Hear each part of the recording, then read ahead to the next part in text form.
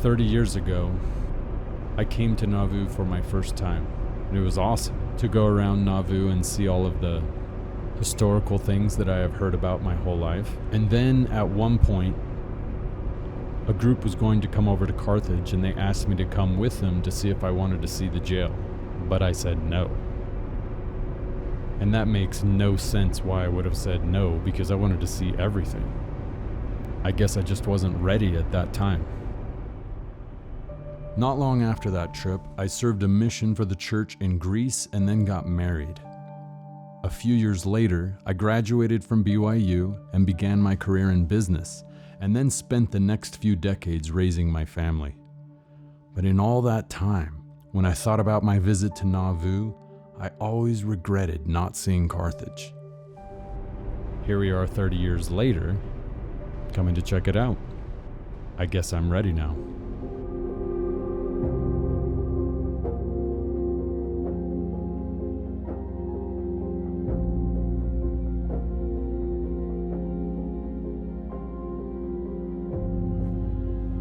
The first thing I want to see at Carthage is the window where Joseph was shot and fell to his death. I go to it immediately and look for any signs of musket shots striking the stones around the opening. I don't find anything. I walk 50, 60, and then 70 feet back from the window, trying to figure out if the mob outside of the jail that day could get a clear shot on Hiram with their muskets. I can easily see inside of the bedroom where Joseph, Hiram, John Taylor, and Willard Richards were being held. I see the same door the mob shot through twice before entering the room. I'm taking measurements and making calculations, and it hits me what really happened here. In this moment, the story of the martyrdom becomes even more real for me. Forensic detectives call it losing your grip, when the science takes a back seat to the human tragedy that has taken place at a crime scene. I try not to get emotional, but it's impossible. I'm feeling waves of anger mixed with sadness. All of this is adding to my drive to understand this mystery. All I care about for now is figuring out exactly what happened in the 2 to 3 minutes when Joseph and Hiram were killed.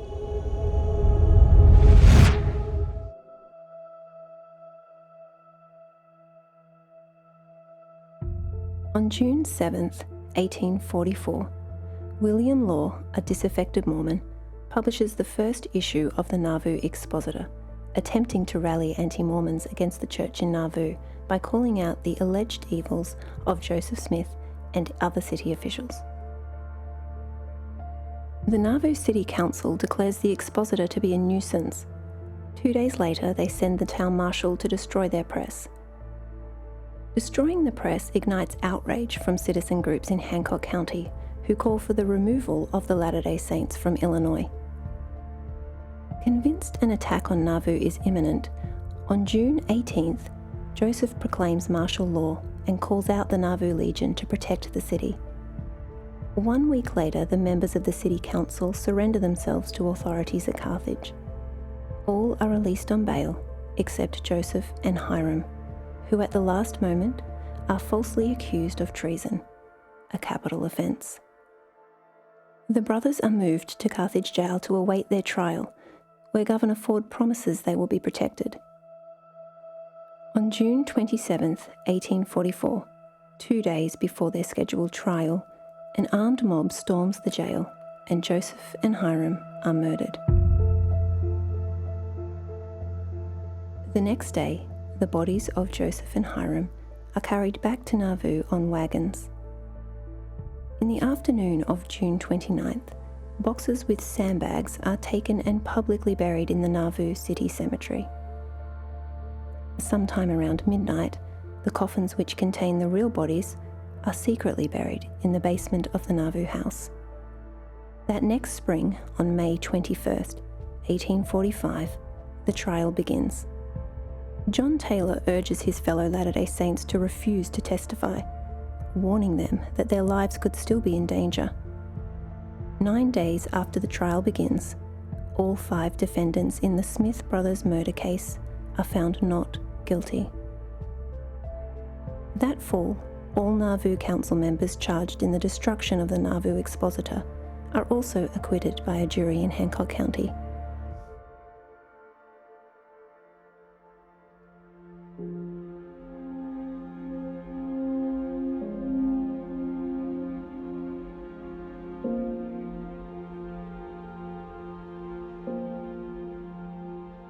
Joseph and Hiram are now dead.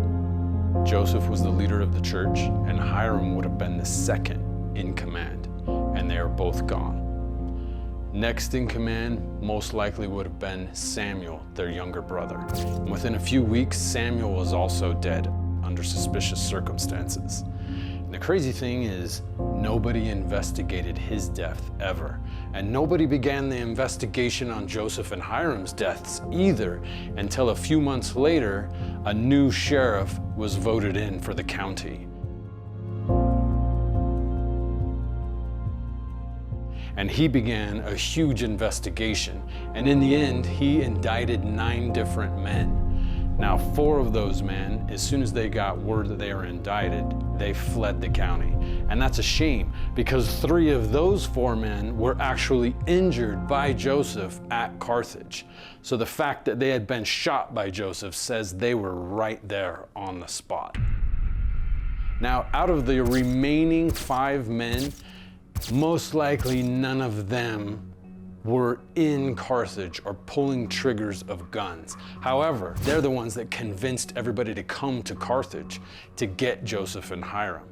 So those 5 men couldn't actually be arrested for murder, but they were brought in on charges of conspiracy to commit murder. And then the trial began. Now, the trial started out, all of the members of the jury were Mormons, members of the church. But at the last second, the defense attorney made a motion to the judge to change out the jury because they were afraid that that jury, they were all Mormons.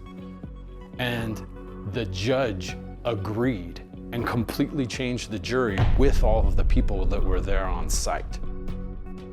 Now, the biggest problem with this court case is our 2 biggest witnesses, John Taylor and Willard Richards, were not there to testify.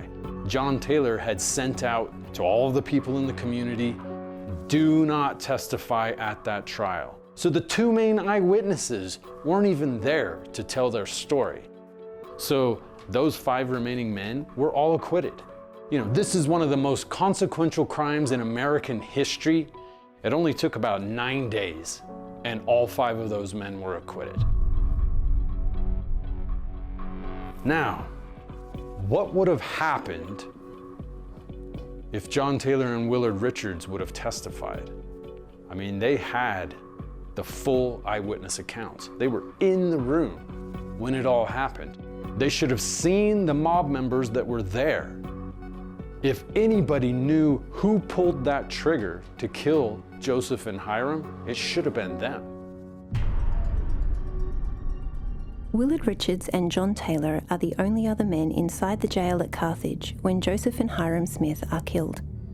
Both are ordained apostles in the church, and Richards is a personal scribe to Joseph. Richards publishes his eyewitness account in the Nauvoo Neighbour 4 weeks after the martyrdom, on July 24, 1844. John Taylor waits until after Willard Richards' death, nearly 10 years later, to give his first public account of the martyrdom at a conference in Salt Lake City. The Richards and Taylor accounts have been the basis for telling the story of the martyrdom since 1844. The following reenactment is based on their accounts.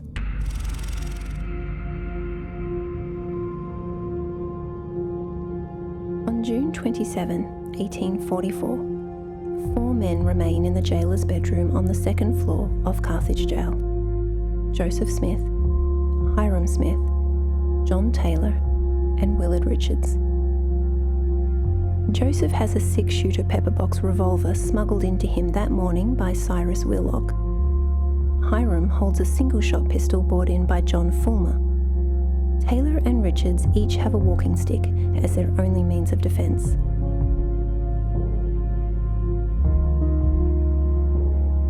Just after 5 o'clock, a mob of 100 to 200 men approaches the jail.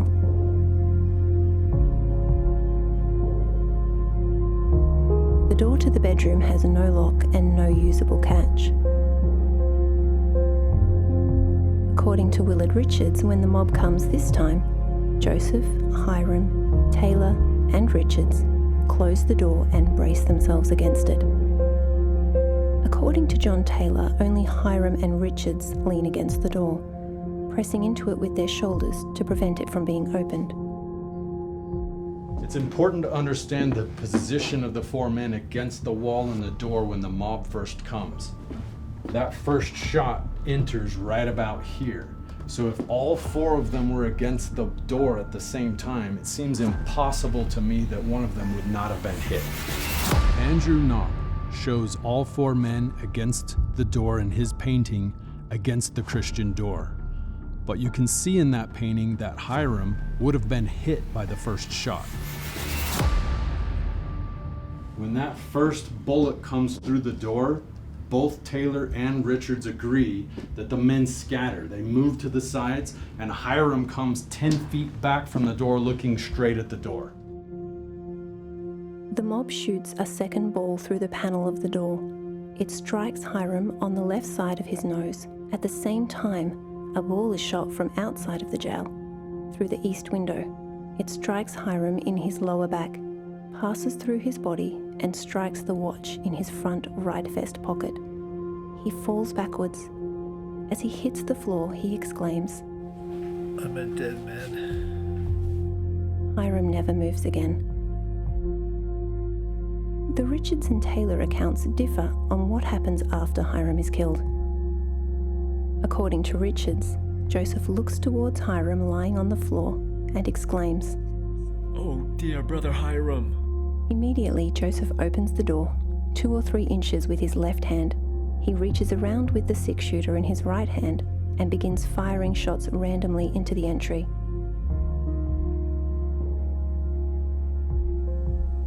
According to Taylor, Joseph does not immediately begin firing through the doorway. Rather, Joseph goes to his brother, leans over him, and exclaims, "Oh my poor dear brother Hiram." Joseph rises, pulls the 6-shooter from his pocket, and goes back towards the door.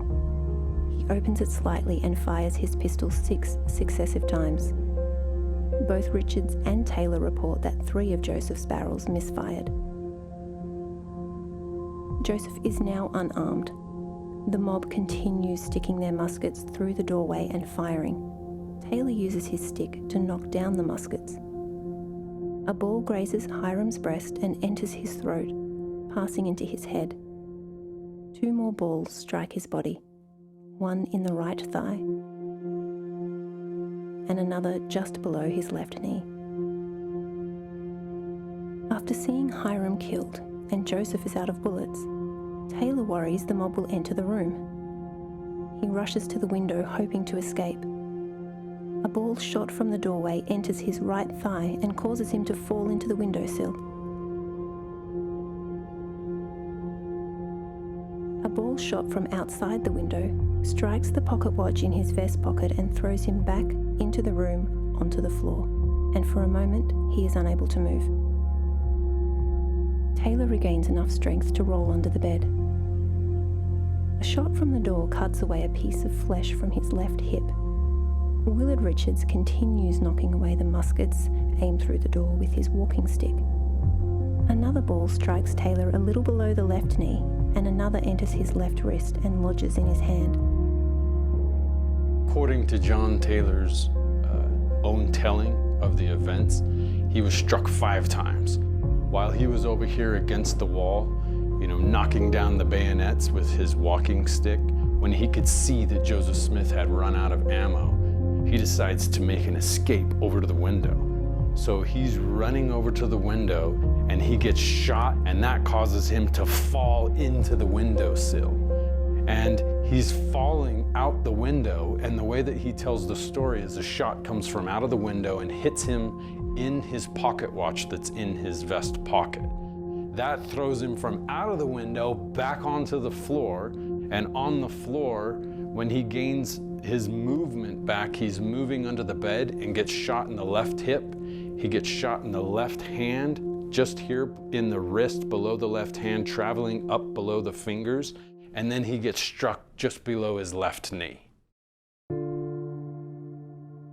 I had often remarked to Miss Taylor the singular fact of finding myself inside the room when I felt, a moment before, after being shot, that I was falling out, and I never could account for it until then. But here the thing was fully elucidated and was rendered plain to my mind. I was indeed falling out when some villain aimed at my heart. The ball struck my watch and forced me back. If I had fallen out, I should assuredly have been killed, if not by the fall, by those around. And this ball, intended to dispatch me, was turned by an overruling providence into a messenger of mercy and saved my life. I felt that the Lord had preserved me by a special act of mercy, that my time had not yet come, and that I still had a work to perform upon the earth. The story of John Taylor's miraculous preservation has been an integral part of telling the story of the martyrdom for hundreds of years. Most martyrdom researchers agree today that Taylor's watch was never struck by a musket ball. In the late 90s, several individuals began to question the long-accepted narrative, including curators at the LDS Church History Museum, where the watch is currently on display. So these are two comparable watches from that time. And this one, we simulated a musket shot.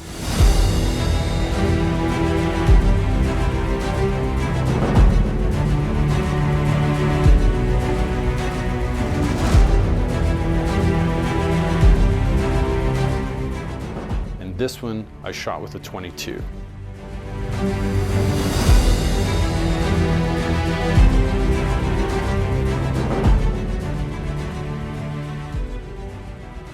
If you see the watch in the museum that was in John Taylor's pocket, you can see there's barely any damage to it. The hands are missing on it now, but you can see that front hole in the face of the watch. But if you look really closely in that picture, you can see the little gear in that hole. So what I believe happened is the same thing that every Carthage researcher today believes happened.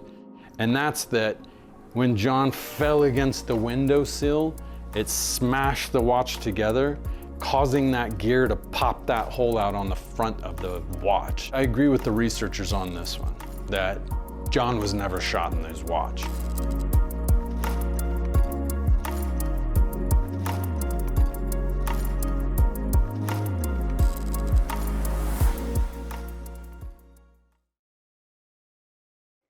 With Taylor under the bed, Joseph attempts to leap from the same window. 2 balls pierce him from the door, and one enters his right breast from outside the window. He falls out of the window, exclaiming, Oh Lord, my God! At this instant, the cry was raised. He's leaped the window! Richards carries the badly injured Taylor into the jail cell in the adjoining room. As he is laid at the head of the stairs, he has a full view of Hiram. John Taylor's last words in his account are, There he lays where I left him.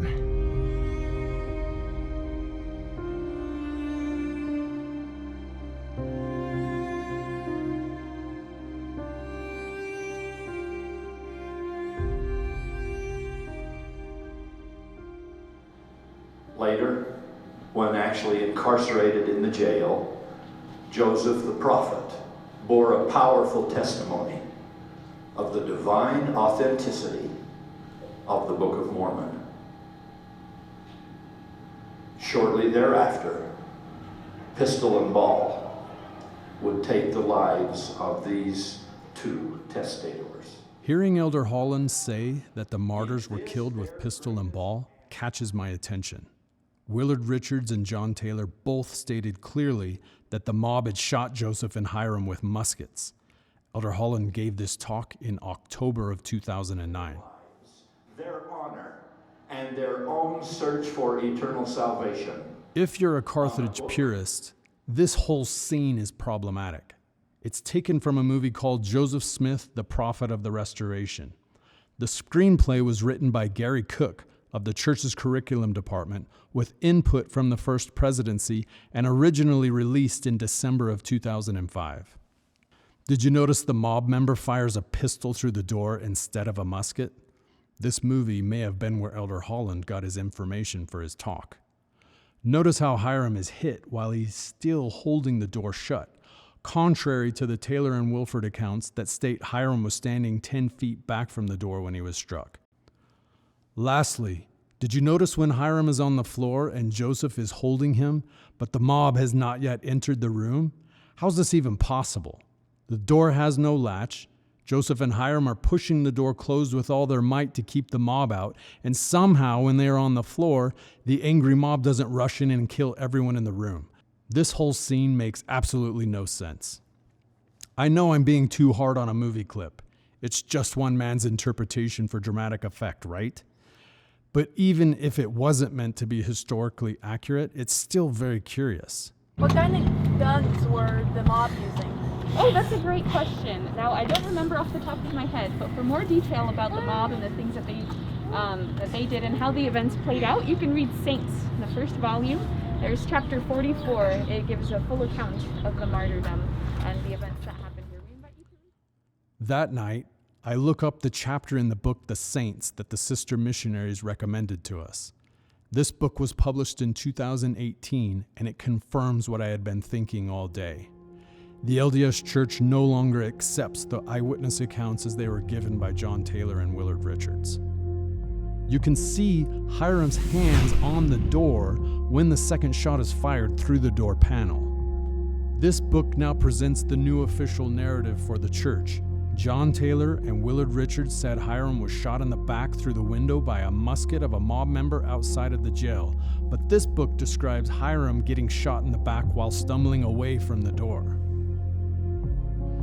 So let me sum up the evolution of the church's narration on what actually happened at Carthage. In the late 90s, historian Glenn Leonard, former director of the LDS Museum of Church History, claims in his book that John Taylor's watch was never shot, citing the unpublished research of Neil and Gail Ord.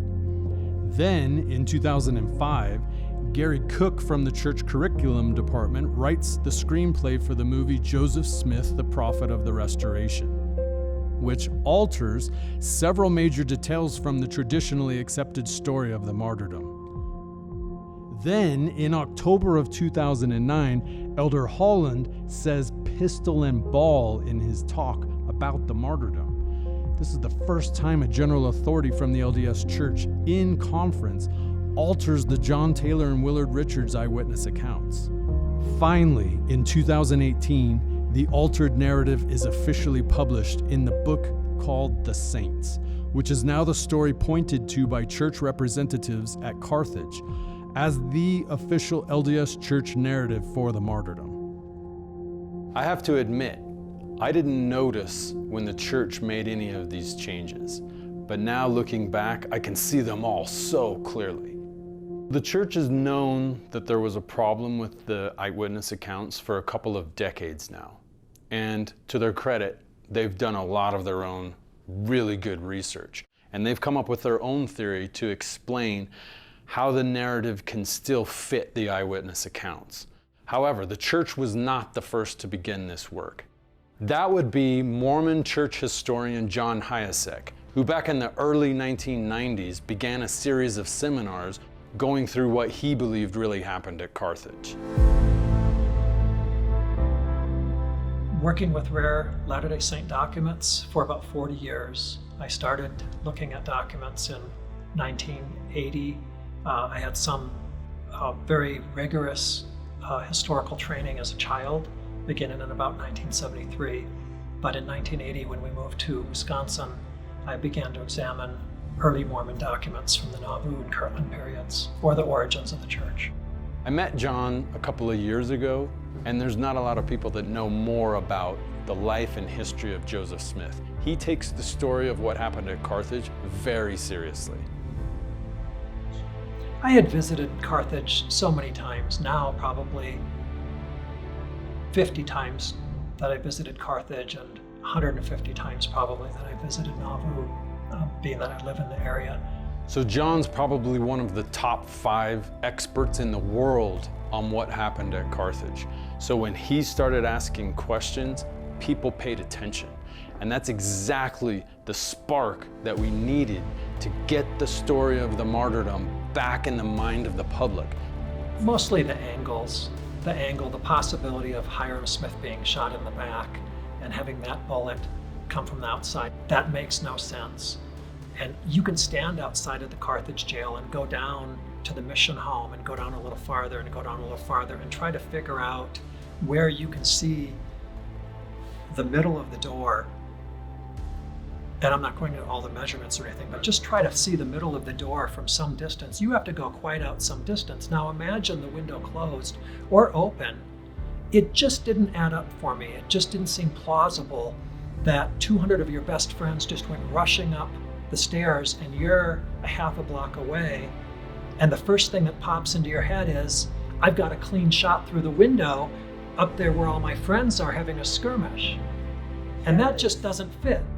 So one of the first inconsistencies that every true Carthage researcher points out is the angles. The angles of how Hiram was shot from outside of the jail into his lower back. Those angles just do not add up. In 2016, a video was posted on YouTube called The Carthage Conspiracy. The video appears to be a copy of a presentation delivered much earlier than 2016. The presenter, also named Joseph Smith, has a background in black powder rifles and is well versed in the muzzle energy of a 19th century musket. He makes the same case as John Hyacek, that the angles from the shots fired outside of the jail cannot be realistic. Stories about the Carthage murders are just filled with inconsistencies. There's 100 inconsistencies in the stories between Willard Richards and John Taylor and against the other evidence that we have.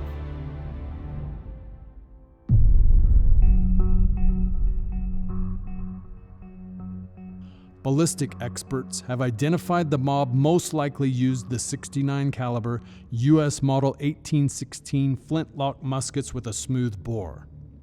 Willard Richards mentions bayonets twice in his testimony. The 1816 musket came with an attached bayonet, making it the prime candidate as the weapon used by the mob today. The 1816 musket was shot with approximately 2,100 foot-pounds of energy. In comparison, a round shot from a .30-06 today contains approximately 2,300 foot-pounds of energy, which is enough to shoot through a steel plate over 50 yards away. For our own tests, we've chosen to use a shotgun slug fired through a smooth bore barrel with only 1,650 foot-pounds of energy. That's 20% less firepower than the 1816 musket. We purposefully chose to use a round with less muzzle energy to account for mob members who might not have put the full amount of gunpowder into their muskets.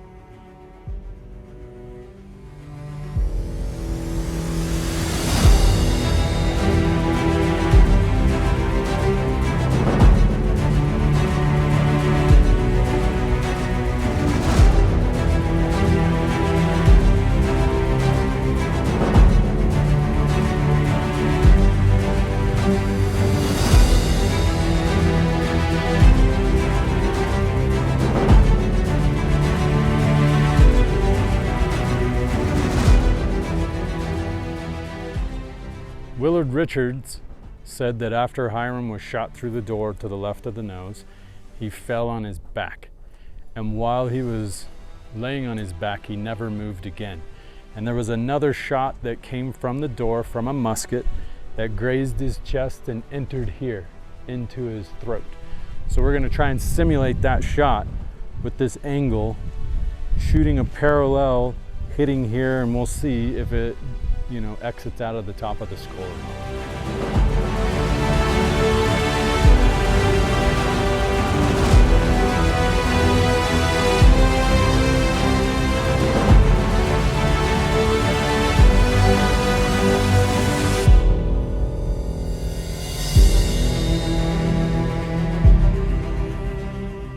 And they say that Hiram's head, supposedly he was still leaning against the door when he was shot, rather than being 10 feet back. So we're gonna recreate that just to see what happens.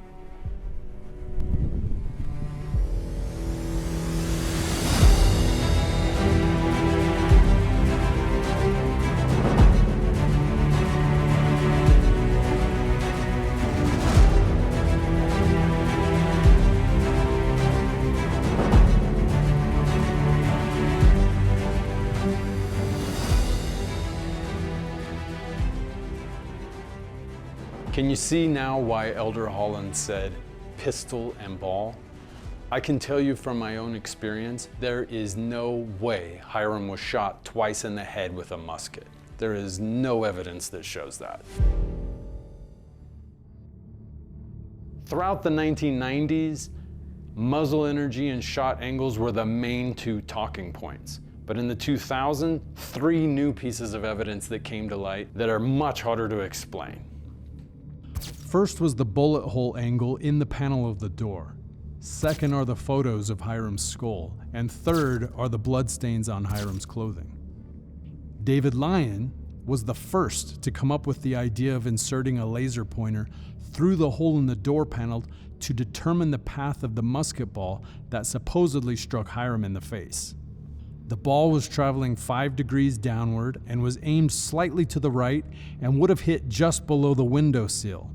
Had Hiram been standing in the path of this bullet 10 feet back from the door, it would have struck him in his abdominal area and not his face.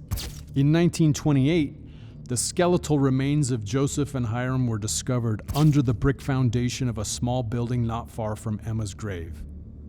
President Smith of the LDS Church authorized the removal of Joseph and Hiram's skulls from the ground so they could be examined further.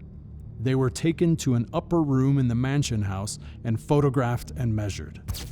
As you can see, there are no visible exit wounds in the back or top of Hiram's skull. So we now know, because of the angle of this shot through the door, that there was no way, if it traveled and hit Hiram while he was standing right here, that it could have hit him in the face. It would have hit him somewhere in the abdomen. Secondly, we also know that there's no way that he could have been shot twice in the head because we can see the skull, and there's no exit wound from either of those shots. The shot that struck Hiram in the back penetrated his vest, shirt, pants, and pantaloons. Another bullet entered Hiram's leg just below the left knee, and a fourth bullet struck Hiram on his right thigh. Mary Fielding Smith, Hiram's widow, carefully preserved Hiram's clothing and brought them to the Salt Lake Valley in 1848. The eldest son of the Hiram Smith line inherited the clothing for 5 generations until Eldred G. and Gary Smith donated them to the Church History Museum in 2013. The fatal wound to Hiram's face left significant blood on the upper right front of his vest and shirt. In fact, the vest was so blood-soaked that a triangular-shaped piece of the vest was removed, but the blood on the front of the shirt is still visible. We also know that Hiram must have bled out from those first 2 shots because all of the rest of the shots on his body, there was no blood around any of them in his clothes. Gary Smith, who had possession of these items for many years, has examined them closely and concluded Hiram must have bled out from the wound to his face before receiving the other 3 wounds to his body. He cites Dr. Eric Christensen, a forensic pathologist and chief medical examiner for the Department of Health for the state of Utah, who stated, "The complete absence of blood on the clothing is not consistent with them having been washed and is most consistent with those injuries having been inflicted post-mortem." In total, Hiram had 5 wounds. First was here to the left of the nose, then here below his chin. Then he had a shot that hit him in the lower back right here and came and hit the watch that was in this pocket and stopped. He was also struck just below the left knee, and he was hit right here on the side of his right thigh.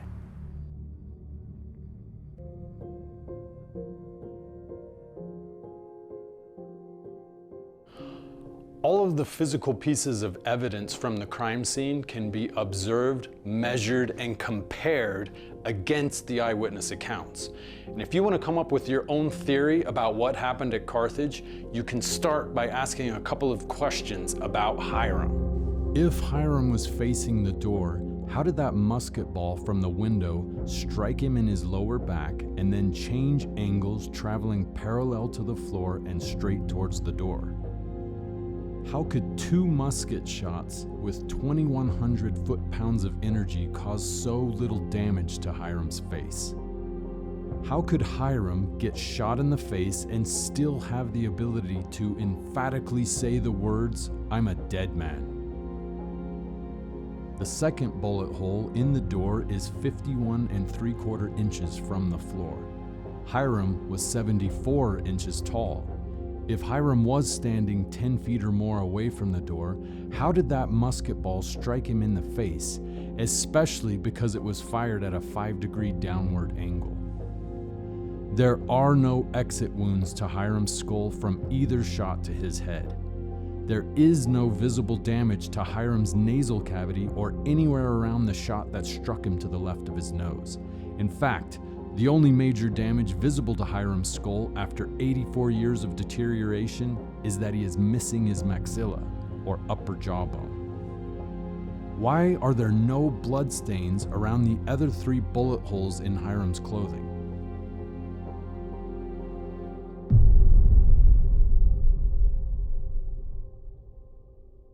The first Carthage researchers to officially answer these questions in a published study were the Lyon brothers. Joseph and David Lyon were the first to conduct a full forensic study of the crime scene on site at Carthage Jail. They published their landmark findings in the BYU Studies Quarterly in January of 2008. Just like the LDS Church, the Lyon brothers did their own research, and after they did their own research, they could no longer say that the eyewitness accounts were 100% accurate. So they came up with their own questions and they devised their own theories to explain how could the eyewitness accounts still be as accurate as possible. And that's how they came up with their one-shot theory. According to the eyewitness accounts, there were 2 shots to Hiram's head, one entering to the left of his nose and one entering below his chin. But the Lyon brothers knew it was impossible for those shots not to cause damage to the back or top of Hiram's skull. That's why they believe Hiram was shot only once in the head. So in order for the Lyon brothers' theory to make sense, that ball entered here and exited here. It was a super steep angle downwards. And we also know that the shot from the door was 5 degrees. That's 5 degrees. So somehow we have to get Hiram's head almost parallel to the floor in order to make that shot work. So the problem with trying to get that angle is it's nearly impossible. It is impossible. According to the Lyon brothers' theory, because of the bullet hole angle from the second shot through the door, Hiram could not have been standing 10 feet back when he was struck. Therefore, they believe he must have still been holding the door closed when that shot was made. Their theory is that the ball struck Hiram to the left of his nose and exited through his chin. Hiram then stood up and turned around saying, "I'm a dead man," when another ball fired through the open door struck him in his lower back, and that shot spun him back around, and then he finally fell backwards onto his back. So let's see how the Lyon brothers' theory stacks up. Like most Carthage researchers today, the Lyon brothers don't believe the angles work for a musket ball to have struck Hiram in the back from a shot fired outside of the window.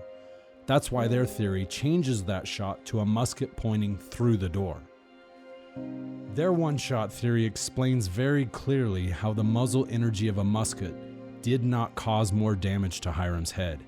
Instead of 2 shots with no exit wounds, there is only 1 shot that enters to the left of Hiram's nose and exits below his chin, thus giving the force of the ball an exit instead of being absorbed into the skull. This part of their theory is an epic failure. According to the Lyons brothers, the musket ball that entered through the side of Hiram's nose would have obliterated the roof of Hiram's mouth and tongue on the way to exiting below his chin. How could Hiram possibly have spoken any words intelligibly after that amount of damage inside of his mouth? Because of the bullet hole angle, the Lyon brothers do not believe Hiram could have been shot in the face while standing 10 feet back from the door.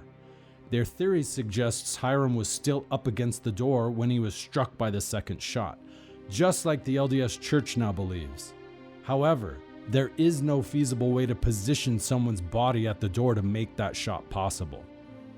The one-shot theory matches very closely with the visible damage to Hiram's skull. You can see from the photos that Hiram's skull was missing the upper jawbone, which would have been shattered to pieces by a bullet passing through his nasal cavity and exiting below his chin. According to the Lyon brothers, the first shot to Hiram's head spun him around, and then he was shot in the lower back by a musket pointed through the doorway. However, if this theory was correct, there should have been blood on his clothes from that wound to his back. I like many things about the Lyons brothers' study. Their one-shot theory is absolutely revolutionary. I have even adapted part of it into my own theory. But they do admit that a big weakness in their theory is the lack of blood on Hiram's clothes. They explain this by suggesting Hiram's family washed his pants, underclothing, vest, and the lower part of his shirt, but not the upper part of his shirt, which seems highly unlikely to me. But that's not the main problem with their theory. Their main problem is that it's impossible for a 6'2" man to position his body against the door in a way that a musket ball could penetrate to the left of his nose at 5 degrees and exit the chin without striking him somewhere else in his body. I've tried every possible angle and it doesn't work, unless you're standing upside down or something like that, which makes no sense for a man trying to hold a door closed.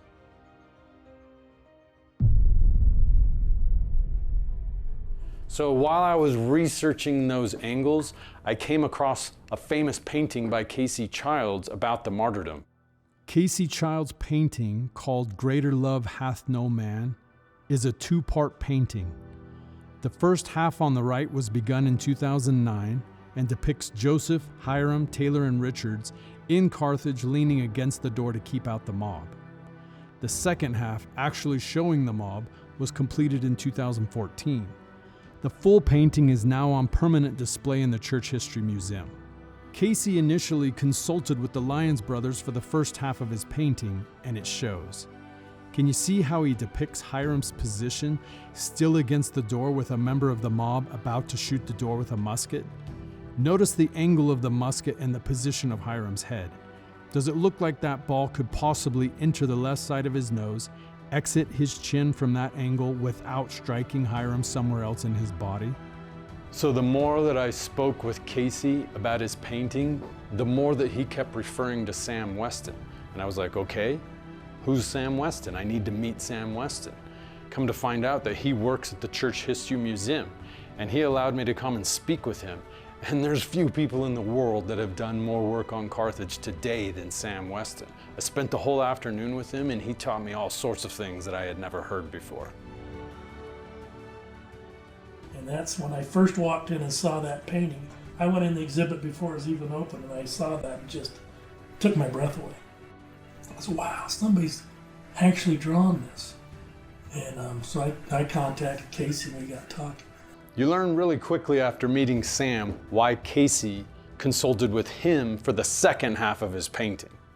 Everybody had guns, and I says, you know what's missing, Casey? He says, what? The smoke. They'd have been shooting downstairs, and they were shooting, rushing up the stairs, shooting into the jail cell. Wait, why would they have been shooting? They were shooting at the guard. They shot at the guard? They were shooting blanks. Remember that paper cartridge I showed you? Yeah. They carried blanks with them. That was part of their accoutrements, but they didn't have the ball in it.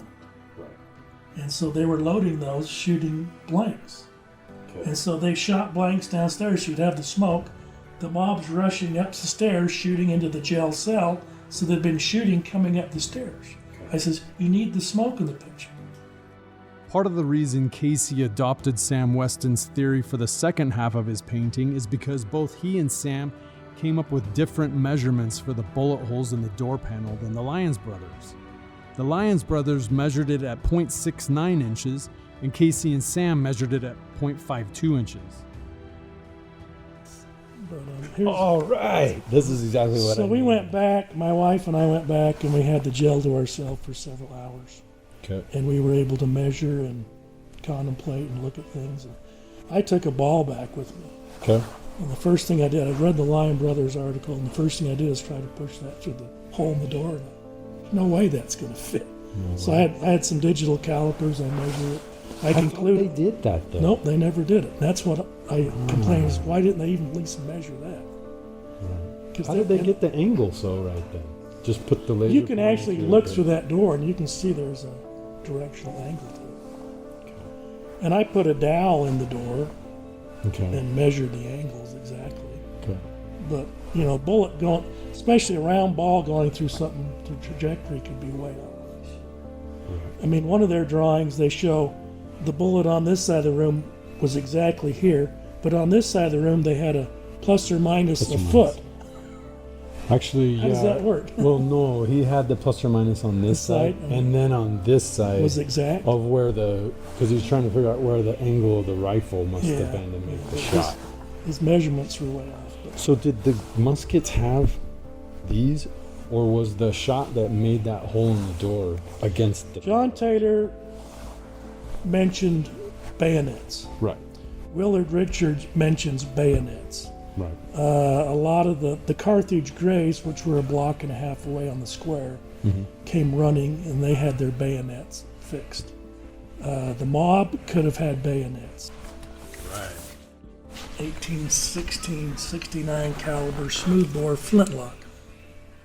Wait, is this original or recreated? That's a very nice reproduction of the original. I've got an original in their room, but it's pretty crude.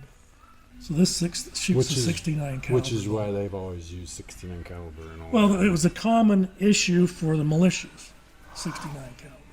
These were made by It's gorgeous. these were commissioned by the U.S. government for the military,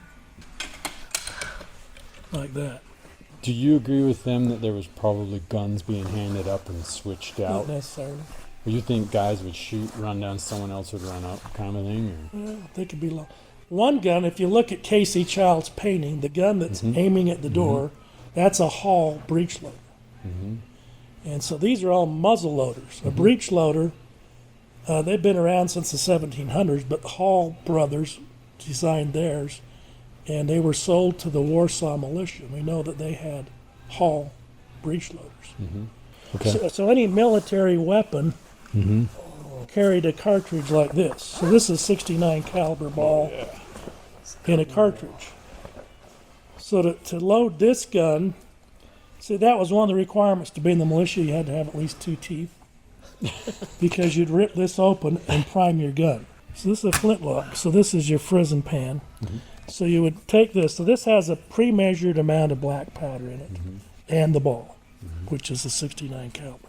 You'd put that and rip that off and you'd prime it. You put a little bit of powder there and you'd shut the cover.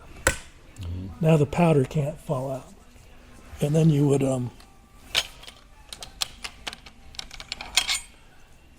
dump the rest of the powder in here, and then you'd shove the paper and the ball in there. They were just dumping it in. How much did they get in? Did they spill some? Yeah. You know, there's a lot of ifs. Nobody knows, right? And so once that's loaded, now the ball won't fall out. And so this is a piece of flint. So this is a flintlock. Most of the guns at this time period have been converted to percussion guns. Right. But there still were a lot of flintlocks. There were flintlocks in the Civil War. So when I pull the trigger, you'll see that spark against that and pop it open. And that lights the powder in the pan, and there's a little hole here. The sparks go through and ignite, and boom. Breech loader has a chamber here. You push a button, it pops up. You throw that in, you load it again and go. And we know there were breech loader guns there. Like that, yeah. And so they could stand up there and load their guns in a matter of 5 or 6 seconds between shots. Casey concluded from his own research and from talking with Sam that the 1819 Hall breech loading musket was the musket that the mob used to shoot Hiram. You can see from his painting that this is the musket he depicts being pointed at the door panel. The interesting thing about this musket is that it has no bayonet. Of the 12 firearms carried by the mob in Casey's painting, only one has a bayonet. This is a striking departure from the eyewitness testimony of Willard Richards, who detailed knocking down the muskets with bayonets poking through the door. I've done my own research on the 1819 Hall breech-loading musket, and it does have less muzzle energy than the other muskets with the bayonets. However, Sam still shows that there's quite a bit of energy coming from that musket. So there's several of those. This is the most convincing one, though. So this is the picture I like right there, because if his face would have been in the door, it would have been burned too. Sam's tests also brought up another good point about the door and the splintering from that shot. If Hiram's head had been next to the door when he was shot, that splintering should have caused way more damage to his head than we can see on his death mask. It's not there.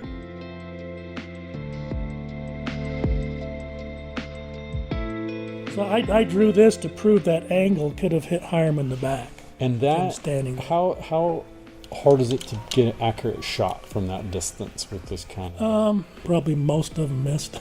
Okay. I mean, so they were just firing away. Yeah, they were just in order to get through. Okay. So you're the first one that's convinced me that angle is a possibility. Oh yeah.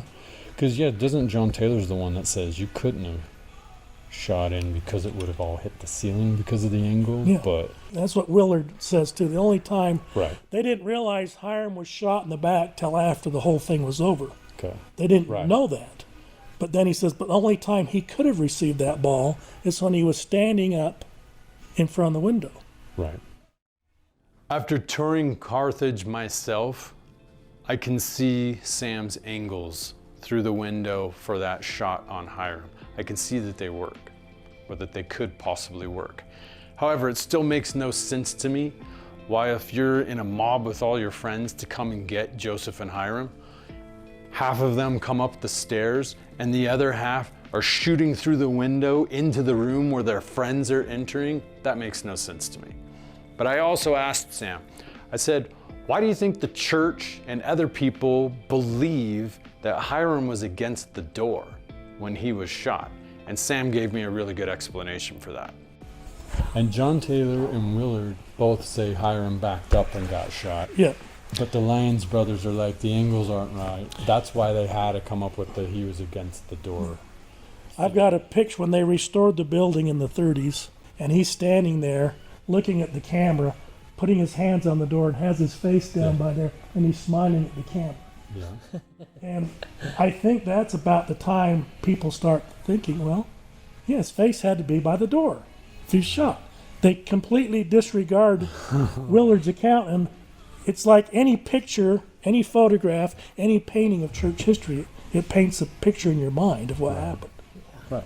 I mean, what did the wall look like that Samuel Ammonite stood on? Right. We all know that. Right. We can describe it in detail. Why? Because somebody painted it. That's right. And so there's finally a picture of somebody standing by the door with their face by in the bullet hole. Right. And okay, that's what happened. In our mind, that's what happened. I mean, when the 8 witnesses saw the plates, the angel put them on a stump and showed them the plates. Mm-hmm. Where does that come from? A painting. A painting. The stump is not mentioned anywhere. It's a painting. So you can't really call yourself a Carthage researcher until you come up with your own theory about what happened at Carthage. And Sam did that. And he wrote it out and completed that in 2014, but he never published it. And I think one of the reasons why he never published it is because it's an ongoing work for him. He's still analyzing, he's still collecting evidence, he's still coming up with new ideas. One of the reasons why I wanted to make this film is to bring his theory to light so that people could see it. I think it's that good. So your theory is, if I got it correct, Hiram and whoever else is standing against the door. They shoot the first shot through the lock. He backs up 2/3 from the door. He gets shot through the back from outside, falls to his knees. As he's uttering the words, "I'm a dead man." And then the shot through the door hits him in the face. And then later on, when the doors open and more shots come in, that's the one that hits him in the throat and the 2 in the legs, correct? Okay. I love Sam's theory, but part of the reason I have a hard time accepting it is because it requires you to go back to believing Hiram was shot twice in the head. And that means there should have been 2 large exit wounds. Let's see how Sam's theory stacks up. According to Sam's theory, if the shooter is 50 to 70 feet back from the window, and Hiram angled his body a little more towards the window, it's possible to make that shot.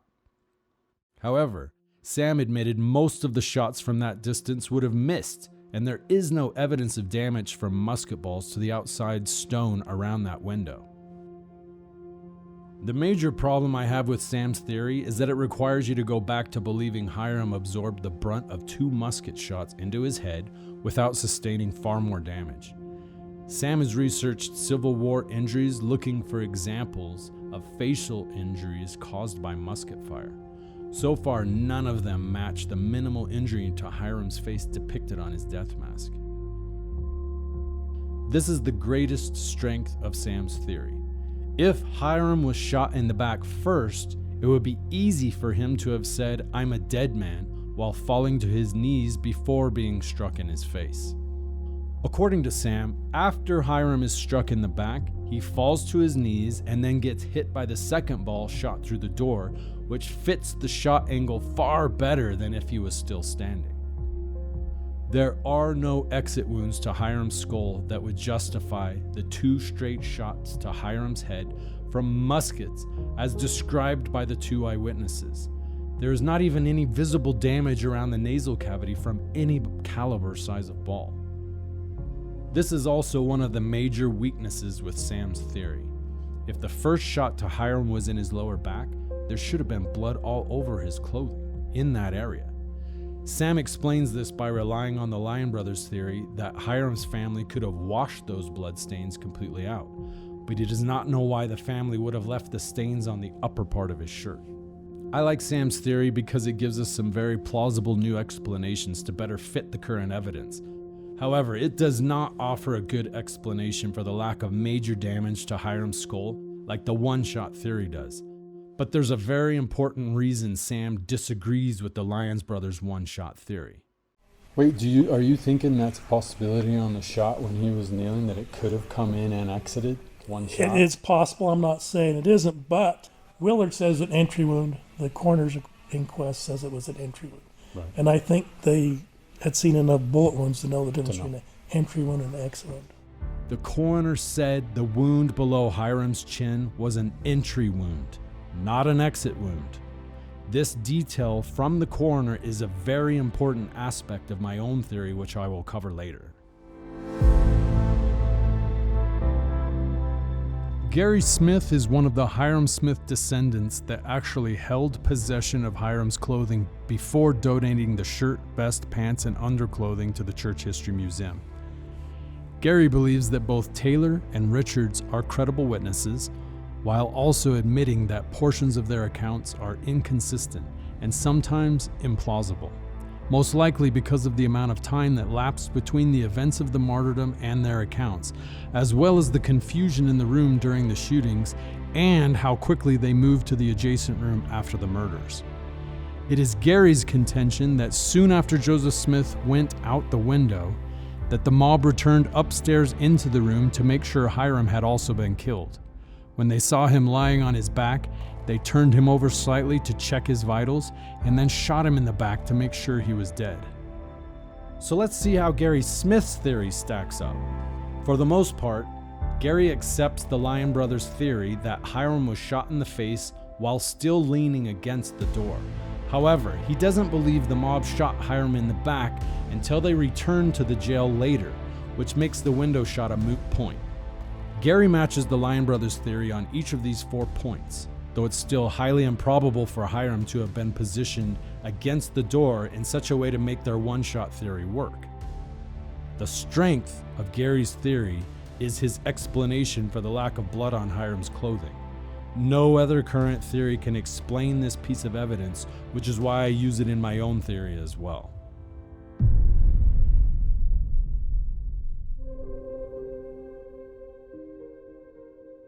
So there are three theories that we're talking about here. We've got the Lyon brothers, we've got Sam Weston, and we've got Gary Smith. And I like all of them. They all have good components to them. But unfortunately, none of them can work based on the forensic evidence. I understand that it's impossible to know exactly what happened at Carthage. I mean, there's always going to be an unlimited number of possibilities, but at some point after a thorough investigation, you have to choose the most likely scenario. And there's a reason why none of the current three theories can account for all of the physical evidence. All of them were trying to prove the current narrative. But you can't get to the truth by trying to prove what you already believe. You have to stay open to wherever the evidence leads. There's a couple of different reasons why I believe that Hiram wasn't shot through the window. First of all, it was an extremely difficult angle to hit. And that would have meant that many of the shots from the mob outside of the jail would have missed. And there is zero evidence for musket shots in the stone around that window. In fact, we have an example from the St. Magnus Cathedral of what it looks like when a musket ball hits a similar stone. And you can see here on Carthage that there is nothing like that anywhere on the outside. Secondly, it doesn't make a lot of sense for why the mob outside would be firing through the window knowing their friends were inside the jail. And third of all, there's no blood on Hiram's back.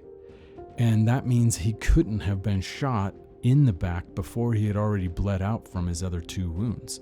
So I agree with Gary Smith on that the mob came up later and shot Hiram in the back, and that's why there was no blood in the clothing around that wound. Now, as far as the muzzle energy goes, I also agree with the Lyon brothers and Gary Smith that the one-shot theory is a far better explanation for the two wounds in Hiram's head. So if it entered and exited, that means the skull wouldn't have borne the brunt of the energy from that shot. And that's why there's no exit wounds in the back or the top of Hiram's skull. Hiram did say, "I'm a dead man," but it was before he was shot. And that means he knew exactly what was about to happen to him. So he was calling out, "I'm a dead man." I don't think Hiram was shot through the door. Why would anyone stand in front of that door after seeing the mob shoot right through it? It just doesn't make any sense to me. I know this directly refutes the eyewitness testimonies, but the evidence does not back up any scenario that I've seen where Hiram was shot in the face and killed by a ball coming through that second hole in the door. Now, I agree that the one-shot theory is the only way to explain the lack of damage to Hiram's skull. But there's no scenario where that shot could have entered through his nose and exited below his chin. I believe the Lyons brothers. I believe the evidence points to there was only one shot. However, this is where I agree with Sam. That shot didn't enter here and exit here. It was here that it entered. That's what the coroner said. I agree with Sam on that. The shot entered here. But what does that mean? If it entered here and exited here, how do you make that shot?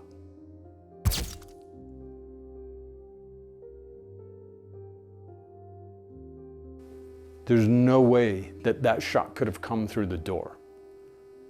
Now, a lot of people that I talk with say, when I explain this to them and I show them the angles, I say, how could you possibly make a shot right here? And they're like, well, I don't know, the mob could have done it. And I'm like, okay, if the mob did make that shot, they would have had to come into the room and somehow grabbed Hiram and shot him here under the neck. And if that's true, why didn't John Taylor and Willard Richards tell that part of the story? Why did they make up this other story that he was, standing right here when he got shot through the door? I mean, how hard would it have been to confuse. A mob member walks in and shoots him through the neck right here. Something's going on. The evidence points to this was the shot. It entered here, it exited here. How did that happen?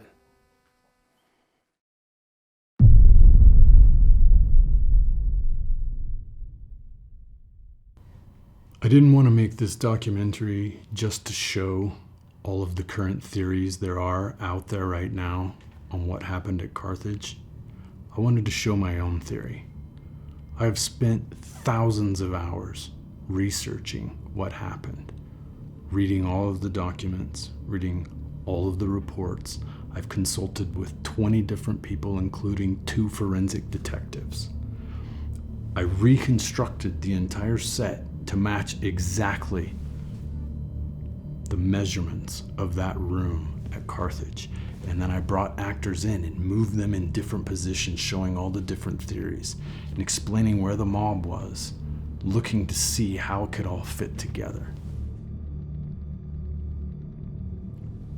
And after you spend that much time on something, you begin to see the pieces that fit together, and you see a story that begins to emerge. Now, let me tell you a little bit about the difference between the 3 main theories that we've covered, which are from the Lyons brothers, Sam Weston, and from Gary Smith. All 3 of them are members of the LDS Church. And they know that there's inconsistencies in those eyewitness accounts, but they wanted to preserve the good name of Willard Richards and John Taylor and show how the evidence could still fit their eyewitness accounts.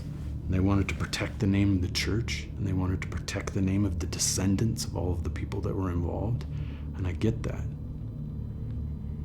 But that wasn't the way that I looked at it. I'm also a member of the church, and I want to protect all these people as well. But I want the truth. I want to know who really killed Joseph Smith and his brother Hiram.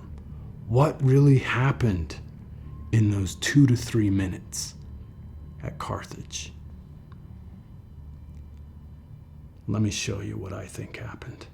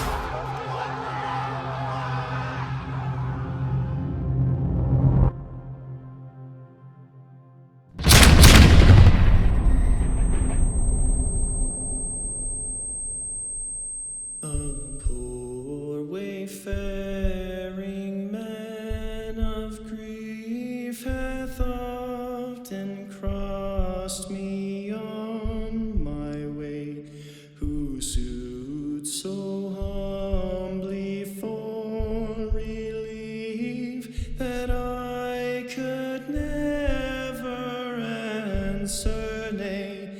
I had not power to ask his name, whereto he went, nor whence he came. Yet there was something in his eye that won my love, I knew not why.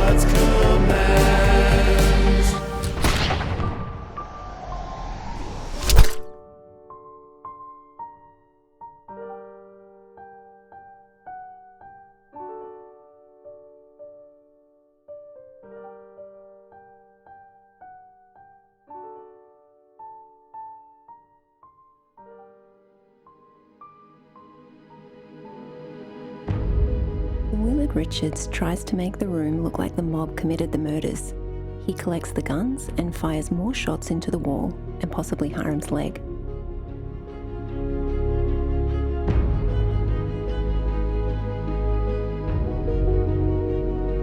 Richards helps Taylor into the next room, where he leaves him for the next 9 hours.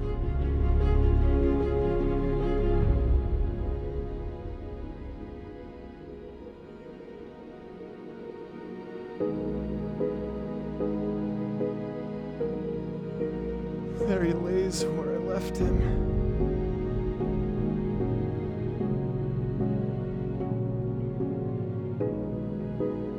He has not moved a limb.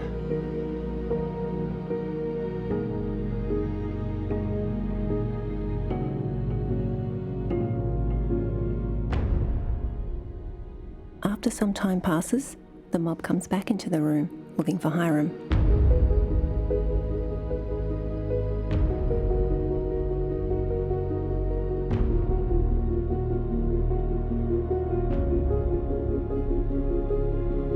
One of the mob members fires a shot into Hiram's back.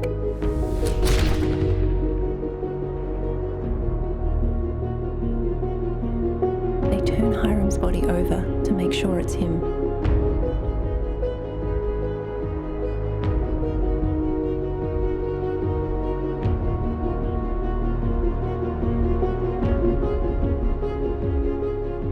Joseph came to Carthage like a lamb to the slaughter.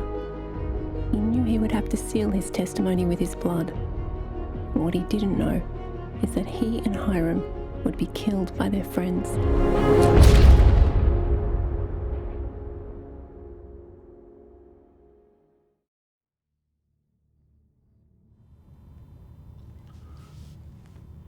So John Taylor and Willard Richards were both members of the Quorum of the 12.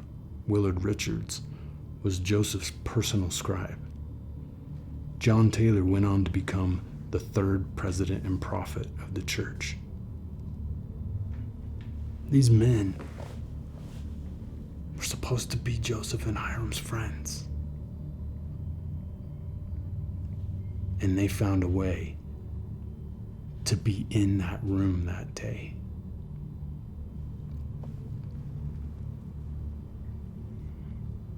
I understand the implications of what I'm saying are going to make a lot of people upset.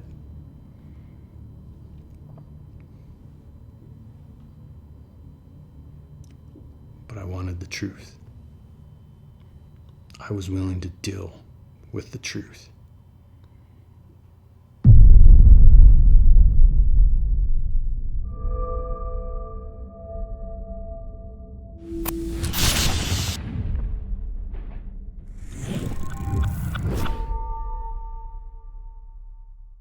I wasn't the first one to come up with the theory that Joseph and Hiram were killed by their friends.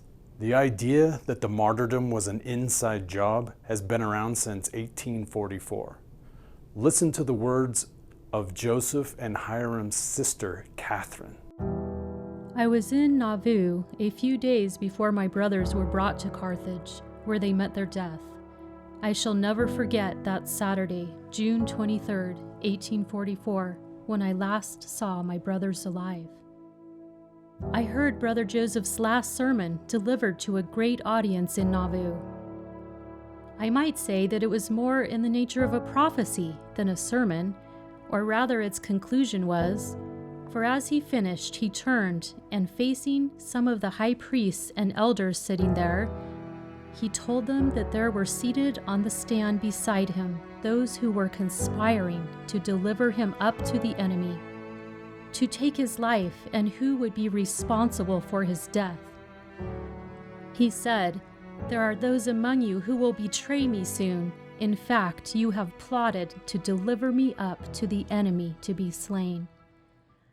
The truth of this prophecy is of history. He was betrayed, and by his own alleged best friends. these same fellows attempted to assume the reins of the church at his death. A lot of this depends on what your paradigm is, how you approach the proof that we've presented. If you want to prove a certain narrative, then you'll only see the evidence that proves that certain narrative. I've been on both sides of both narratives. It was an inside job, and it was the mob. I had the idea that John Taylor and Willard Richards killed Joseph Smith, but that would be preposterous to any other Mormon because those two men went on, especially John Taylor, to become even greater influences, general authorities in the church. They were apostles then. But I didn't see it in the same framework. For me, I already understood that William Law was a member of the First Presidency and he was influential in the martyrdom of Joseph Smith. And so to me, and I saw so many apostles leave in Kirtland and leave in Nauvoo or even in Missouri, there was a big turnover and a lot of apostasy in the Quorum of 12. So right from the outset, I don't have the conditioning and the preconceptions that an apostle can't betray the church or betray Joseph Smith. The apostles, of course, were all betraying Joseph Smith. There wasn't a single part of this reenactment that we didn't think completely through. Every detail. We asked exactly, does this belong in this documentary or not? So what most people don't know is that the mob came twice. They also don't know that there were more people in the room than just Joseph and Hiram. Joseph and Hiram were the only ones that were actually under arrest. They were the only ones that were told by the judge that they had to remain at Carthage. But for some reason, the jailer let many other people come in and out of that room.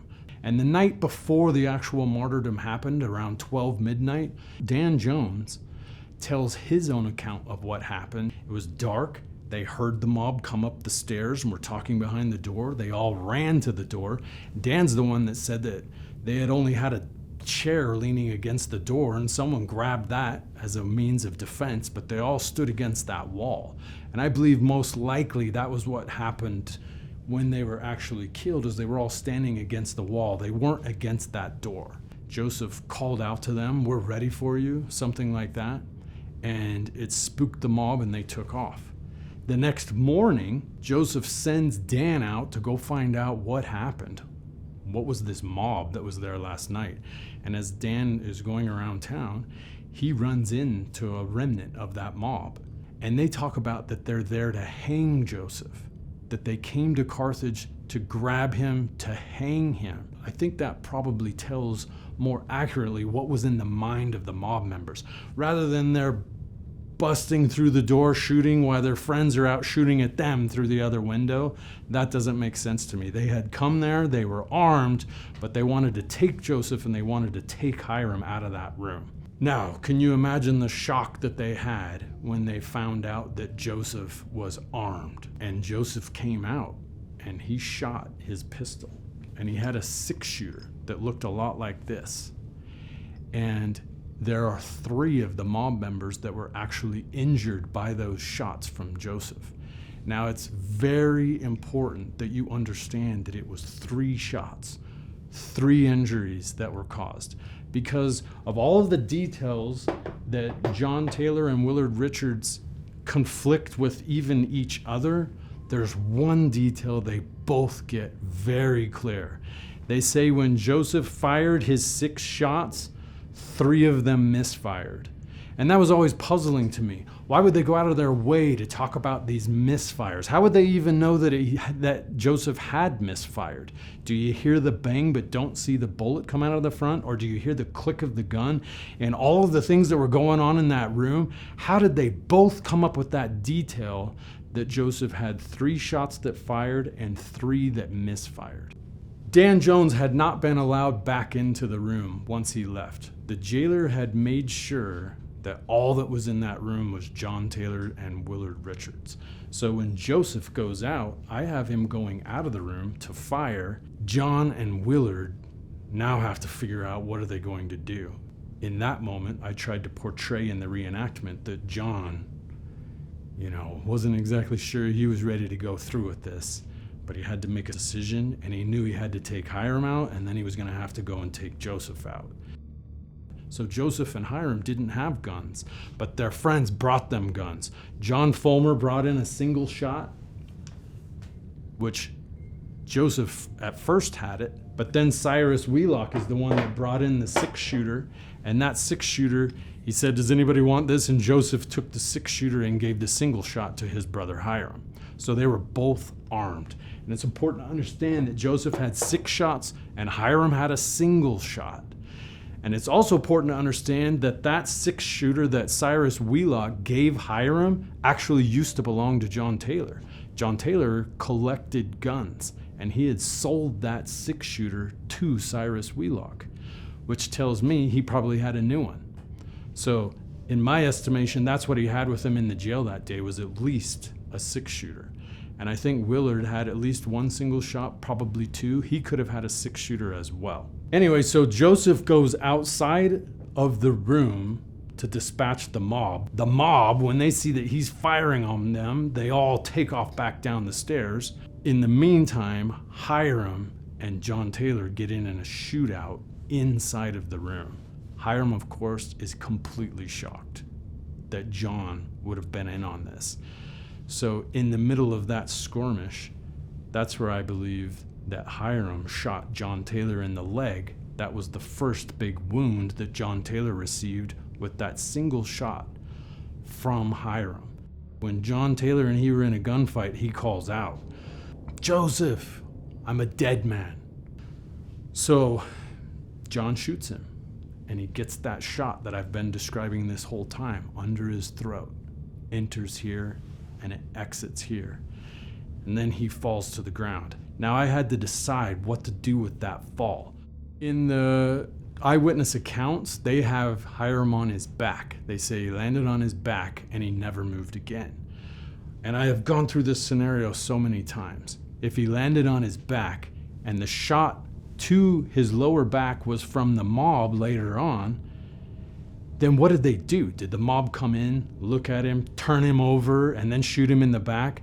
And then turn him back over and shoot him in the knee and shoot him in the thigh? Because remember, all 3 of those shots don't have any blood with them, which means they happened after Hiram had already bled out. So the timing of it would suggest that that happened when the mob came back up, and I just don't see them turning his body back over and shooting him. So I see Hiram hitting the floor on his stomach and staying on his stomach. And then the mob comes up and shoots him first in the back and then checks and is like, yes, indeed, that is Hiram. So a very interesting thing happened during the filming of that scene. If you look at the vest of Hiram, you can see that there's a large section of it cut out, and it's on the right lapel, on the right side. And that's where all of the blood would have come from his wound. And there's no other blood anywhere on the vest, but there is blood on his shirt underneath where his vest would have been covered in blood. And a lot of people are like, well, shouldn't there have been other blood all over the vest? And maybe not. And it's very convenient, they say, that that big section of his vest was cut out with all the blood on it, and we can't, really tell if that had blood on it or not. But I did not intend this at all. And we simulated the blood coming from those 2 wounds that was all out on the floor. And then after we were finished with the shoot and Hiram stood up, you could see where the blood ended up. I mean, I was blown away. This is exactly where the piece of his vest was cut out. It's on the wrong side because I turned his head to the left, but had I turned it to the right, it just as easily could have been on this side. Look at that. We basically, without even trying, proved that it was a possibility that with that major wound, the only blood on his vest would be in the exact area that was cut out.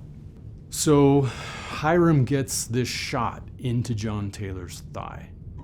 Now he's unarmed and now he's dead, laying on the floor. And now Joseph comes back into the room. And Joseph sees what had happened. His brother is laying on the floor, and John Taylor is there. And then John Taylor opens fire on Joseph and strikes him. And that's when I believe that Joseph Smith starts firing back on John. Now, John, most people think that John got shot 5 times, and that's not correct. That only works if you believe he was actually shot in the watch. And I think, again, today, every Carthage researcher out there, none of them believe that John was shot in the watch. That means all that was left was 4 wounds. The big shot in his thigh, the shot into his wrist that traveled up below his fingers, the shot below his left knee, and the shot in his left hip. He was shot 4 times. 4. That first shot came from Hiram. The next 3 shots, I believe, were from Joseph's gun. Now, why do I think that? Between 3 caliber sizes of the balls that came out of the guns at that time. This is a 69 caliber, would have been fired from the musket. This is a 50 caliber that could have been shot from a rifle or a hand pistol. And then this is about approximately a 30 caliber, a little bit bigger than today's 22. And that is the ball that gets shot from a 6-shot gun, like Joseph had. So, let me ask you, if John Taylor was shot in the hand with this, it hit him in the wrist and traveled up his hand and was lodged right here. The doctor that worked on him afterwards to remove that ball had to cut it out with a penknife, digging around in his hand trying to find that ball, and then he used a compass to pull it out when he found it. And of course, John was in excruciating pain when that was happening. Do you think if that ball hit you in the wrist and traveled up to your hand here, that it would be difficult to find it? There's no way. If it had been a 50 caliber shot, hit here and traveled up, even then, still easy to find. The only thing makes sense to me was that 30 caliber. That, I believe, could hit you in the wrist, travel up your hand, and get lodged here, and be difficult to find when you're digging around in his hand with a penknife. That makes way more sense to me. Secondly, that wound to John Taylor's knee, just below his knee, he never removed that ball for the rest of his life. It stayed. Do you think you could walk around the rest of your life with a 69 caliber ball stuck in your knee? There's no way. On the other hand, if you had this 30 caliber, that I could see was a possibility. Now, the final wound on his hip, the ball didn't lodge in his hip. It tore a piece of the skin off, so it can't say about that shot. But the other 2 shots, absolutely, they were not a 69 caliber musket ball. It was a smaller caliber. Now, we went out in the range and we tested this for ourselves. We took a ballistic arm, and the very first thing we did was shot it with a 22, and we hit it right here in the wrist, just like John Taylor described. And that bullet traveled up and it went right through the fingers. So then we decided to shoot it with a 69 caliber musket simulated, and it blew the hand completely off. That's what I suspected all along, that there's no way that there was muskets aiming through the door and that's how John was shot. There would have been way too much damage on him. Getting hit 3 times, 4 times like he did, there just would have been way more damage than's in the record. You don't just walk away from a 69 caliber musket ball hitting you in the knee. It would have tore your leg off. Same thing, if it hit you in the hand, you don't have a hand anymore. We did this simulation. We watched what happened ourselves. Last piece of evidence that I wanted to cover was section 135 of the Doctrine and Covenants. This is what John Taylor wrote afterwards about the martyrdom. To seal the testimony of this book in the Book of Mormon, we announce the martyrdom of Joseph Smith the prophet and Hiram Smith the patriarch. They were shot in Carthage jail on the 27th of June, 1844, at about 5 o'clock p.m., by an armed mob, painted black, of from 150 to 200 persons. Hiram was shot first and fell calmly, exclaiming, "I am a dead man." Joseph leaped from the window and was shot dead in the attempt, exclaiming, "O Lord my God." They were both shot after they were dead in a brutal manner, and both received 4 balls. 4 balls is what Hiram received. Now, what John may have forgotten or didn't know was going to be a possibility is that Hiram's clothes were going to be preserved all the way from that day till today. And you can see in the clothes where he was shot. Once in the back, once in the knee, once in the hip. There's 3. If he was only hit by 4 balls, that's 1 shot left. But there's still 2 wounds, 1 in the nose and 1 below the chin. That's why so many of us believe today that that shot, that final shot to be accounted for, was 1 shot. Some say this is the entry and this is the exit. I think that the evidence proves this is the entry and this is the exit. So John Taylor knew that Hiram had only received 4 shots. It wasn't 5 like the eyewitness accounts today make it look or make it seem like that's what happened. When it comes to understanding everything that happened at Carthage, we're not done yet. There are still new stories to be told, new evidences to be discovered. There are new Carthage researchers that still have to wake up. I can't wait.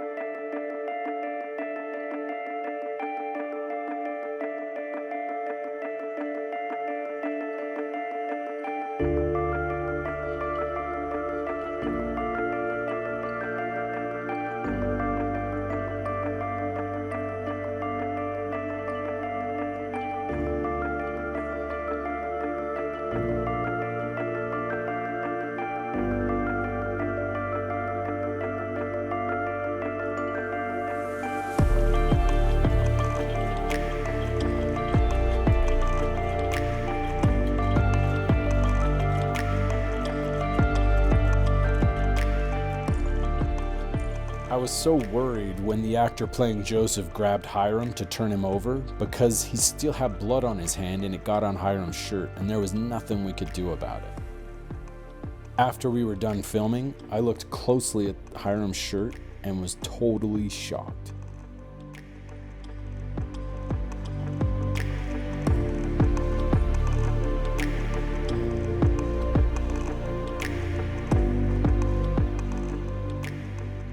Over the last few years, we've had a lot of positive evidence come out about Joseph that seems to exonerate him from all the atrocities that are attributed to his name.